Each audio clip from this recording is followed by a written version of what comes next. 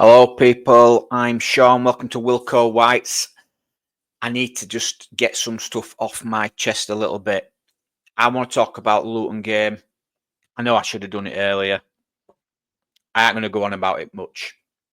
Talk about Presser, Bamford, Ramazani, and obviously Daniel Farke. Luton game, okay. 1-1 draw, not the best. Good point away? No. 2 points dropped, definitely. Luton sitting 23rd in the league. It's not good that we can't turn these teams around. Positives, Darlow. I thought Darlow were not fantastic, solid. Catching the ball. I loved it when he caught the ball, did a quick throw out to Solomon, who broke away down that left wing, put a nice cross in. James has got to do better there. Melia holds on to that ball for me. So that's good to see from Darlow. No questions about his kicking. I didn't think he kicked that bad. I quite liked what I saw. Simple. Odd times he could have released it a little bit quicker. Nearly got caught out by the big attackers of Luton. But apart from that, totally happy. Handling, actually catching the ball, solid. Making a good save second half, fantastic. That's all you want, a nice steady goalkeeper, perfect. For the Luton goal, obviously, Nonto, Tanaka at fault. Tanaka again losing the ball.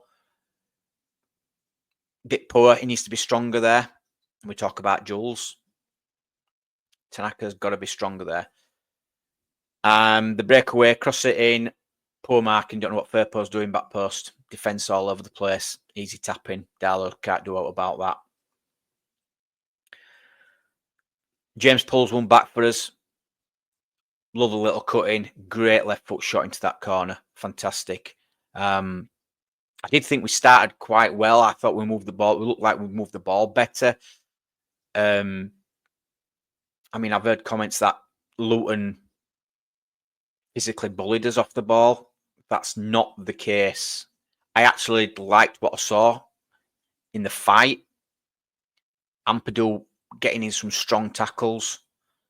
If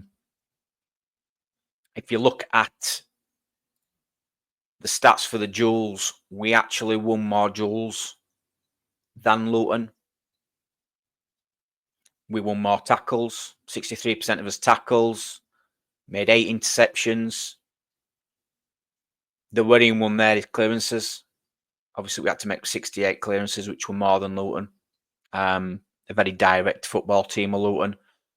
But the duels there, you can see, we actually won more ground duels than Luton, 54%, and we matched them aerially, 50%. So that's a bit of a myth there that we wasn't in the battle, because we was. The blame for me for the game lies on Daniel Farke. Again, silly and mind-boggling substitutions. I touched on it on a little video yesterday about the players he brought off and the players he brought on. Now, why are we bringing us... The players we brought off have scored a lot of goals and assisted a lot this season.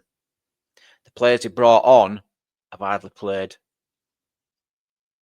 In Schmidt, Bamford, and we're relying on these players now to get us back into games. Again, I've not got naught against Sam Byron, but why did he bring Sam Byron on for Bogle? Wouldn't it have been better to bring Schmidt on for Bogle, who is quite good as a right wing back? But no, he stuck him on the left wing. But yeah, he has played there before in his career, but not for Leeds United this season.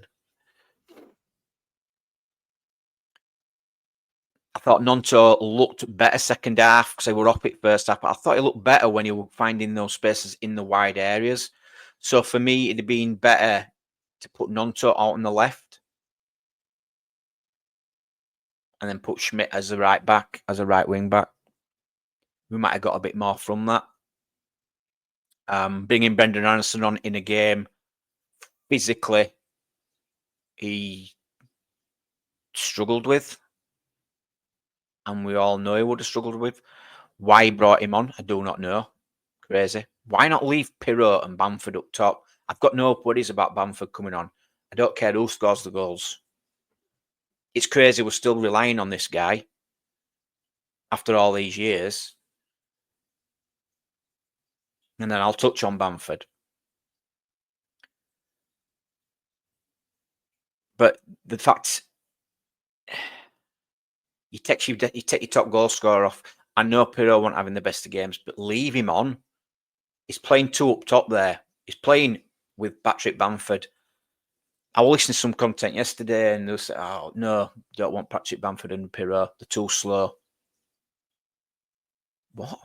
You're mad? Against these championship defenders?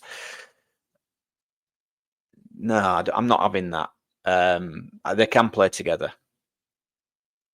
The different type of striker, so they can play together. We don't need speed all the time. We just need players in the box who can put the ball away. Bamford's not that, but Pirot is, if you give him the chance.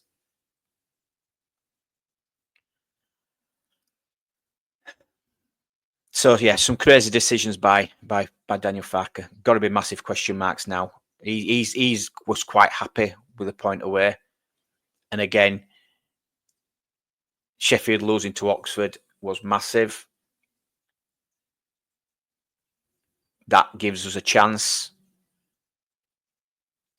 and maybe that point away will come in handy at the end of the season. Moving on to the presser. He's very positive, but he likes to shift the blame onto other people. And we're going to talk about Ramazani. And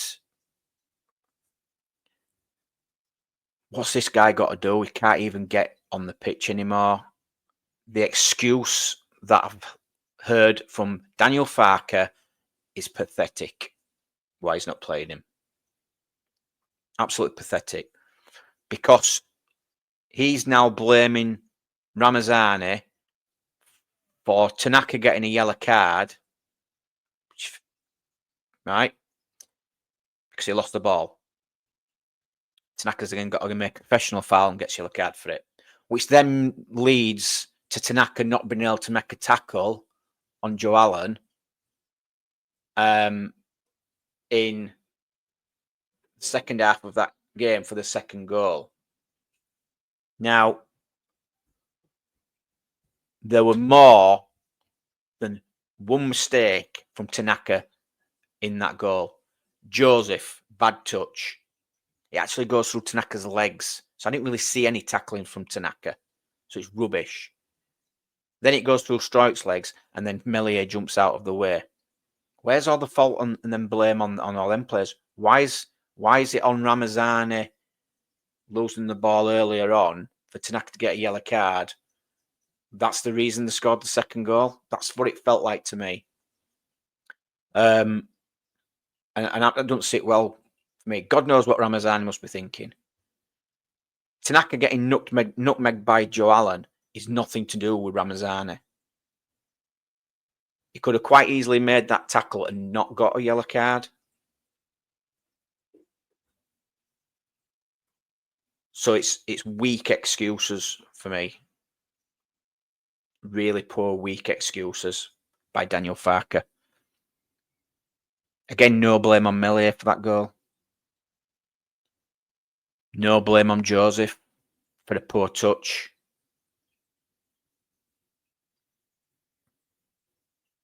I've just said it. Tanaka were one at fault for the Luton goal for me. Losing his duel. Did he dig him out?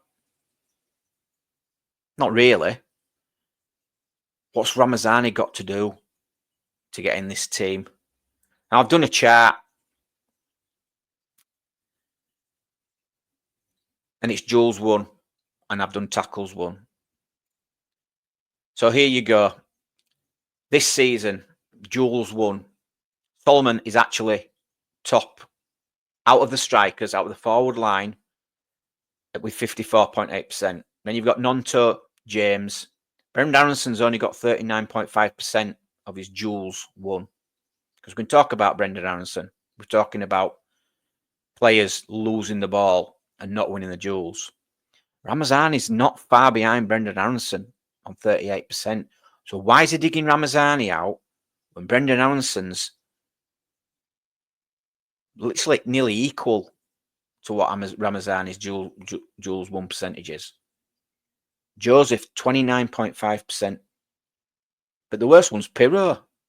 Now, I know Pirro's on there to score goals. But if Pirro's not winning his duels up there, then the team are winning possession back quite easily.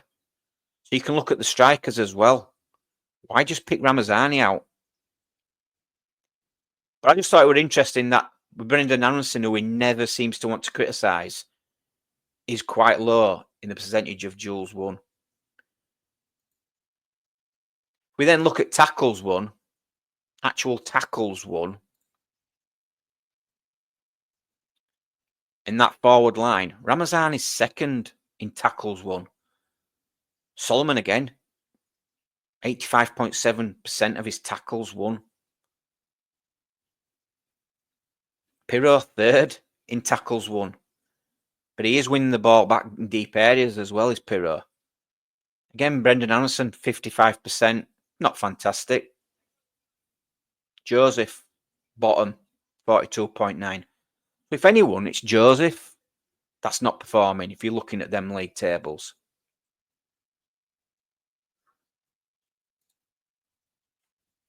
So it's really unfair to pick out one player. He does it with some players, he doesn't with others. It's not right. He don't need to say anything. All he needs to say is there's been conversations behind closed doors and leave it at that. Ramazani's got something to prove, fine. The guy was playing well, and then he stopped playing him. He stopped giving him minutes. And this is the frustration of Parag, and I'll stick up for the 49ers. They've given the players, and he don't want to play them. 10 million for Ramazani. He don't hardly use him. Schmidt, hasn't used him all season. Nonto, he was non-existent for a bit. Baird, he didn't do himself any favours, but we still might have been a different option in some games. No rotation. He's just flogging the players we've got, and it's coming home to roost now, Daniel Farke. You were offered players and you're turning them down. That could, I don't know who's that this is going to be on. I suppose you've got to start from the top, and it's from, fine. Players should have been bought in January. We were plain to see. Those fans were screaming for it. The fact, we'll talk about Bamford, because again, why are we relying on this guy after so many years? Like he's going to be the second coming. Like he's going to be the one that's going to save a season. Yeah, he did all right when he came on. He had one shot on target. This is Patrick Bamford this season for Leeds United. There we go. 12 shots all season, 2 on target. 0 goals, 0 assists. 0 starts.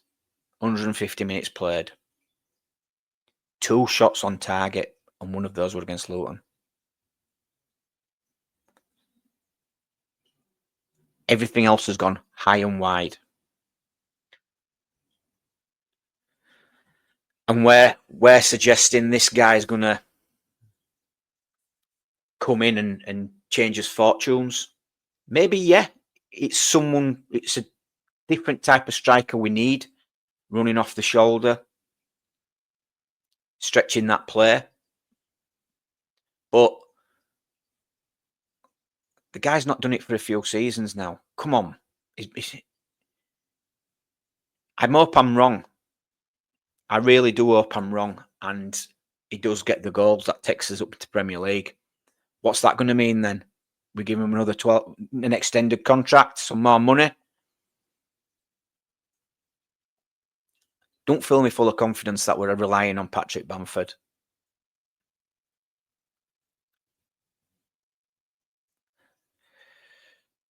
Middlesbrough's going to be tough. Look at Middlesbrough. I mean, their squad, it's a decent squad, but they've got a lot of injuries. A hell of a lot of injuries. I think they've got like 10 players out, something like that. But you look at that squad, and I mean, I've talked about this guy all season, Finazaz. 11 assists, 10 goals. I don't know why we didn't try and go get him in January. I keep saying it. Iniacho, yeah, I'd have been happy with him, but he's not done fantastic since he went to Middlesbrough. Then you've got Tommy Conway, your 12 goal, 1 assist. Bergzorg, 5 goals, 2 assists. Hackney in that midfield, 5 goals, 2 assists from midfield. They have got goals in the team, so I'm a little bit worried. But the fact that they have got a lot of injuries, form-wise, the 5th in the table at the minute. They've lost 1 out of the last 5. Scored 61 goals. Conceding 49. Won 17 games, drawn 9, lost 14. Can score. I said 1-0 Leeds I have predicted, but looking at that now, could be goals in this, couldn't there? Could be goals in it. But the fact Oxford beat Sheffield United gives us some hope. Rothwell out massive now. He's not going to be available for the last 2 games of the season, by the sounds of it. Strike, for me, it don't look good. It could be out for the season. That is going to be a blow. Ampadu is going to go drop into that midfield, which now we're going to be slightly light on. So we're going to have to turn to Tanaka and Gruev in the midfield. Voba's not ready to start a match yet, surely. Surely not. It's not worth risking him. It's good to have him back, though, but it's not worth risking him. I'd like to see Nonto starting on the left if it wasn't Ramazani. Although I thought Solomon was all right in patches against Luton. I just think it just needs freshening up. Dan James were better against Luton to probably keep his spot. I've just got question marks about bringing Brennan Anderson back into the squad. I don't know. I just at this minute in time with Daniel Farke, I'm starting to think it don't matter who we bring in now.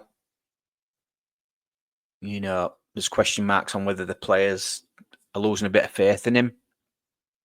Maybe so, when he's coming out with comments about the teammates and, players sitting there and not getting minutes on the bench. His crazy excuses. So I don't know. I just want the win now.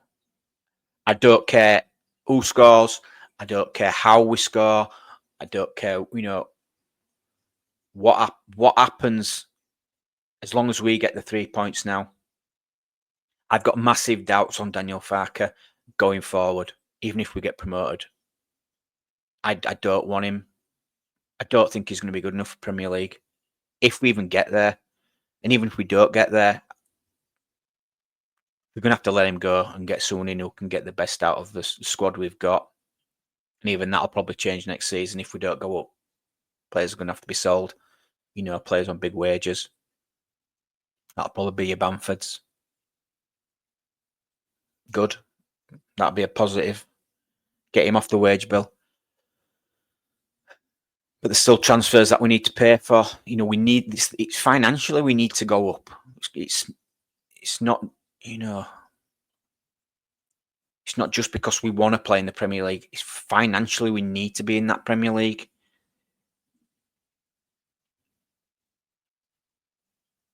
You know, I could see it. Daniel Farke getting sacked end of the season, and he goes to Southampton. And I guarantee he gets them straight back up first time. It's that white shirt. He talks about pressure on players and the white shirt. Is he feeling the pressure of the white shirt and the fan base? Possibly. That's it for me. I'll stick with me 1-0 Leeds for tonight. Hope it comes true. And I'll see you on Late Night Leeds on Thursday night over on Matty's channel, Imagine Not Being Leeds. Please like and subscribe if you've enjoyed this video, and I'll speak to you soon. Bye.